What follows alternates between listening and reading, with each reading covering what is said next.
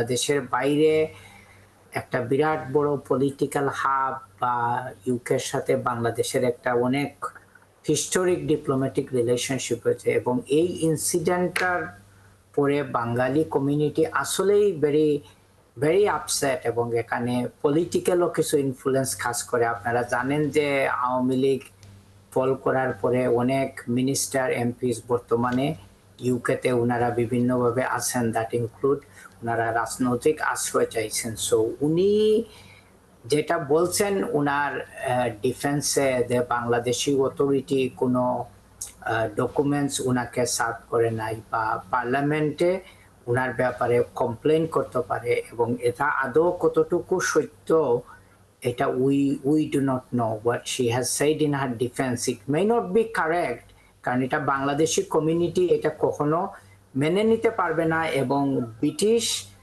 Authority এটাও মেনে নিবে না, কারণ উনার ট্র্যাক রেকর্ড ওইটা জাস্টিফাই করতেছে না যে উনি ট্রুথফুল কোনো অ্যাকাউন্ট দিচ্ছেন করে। কারণ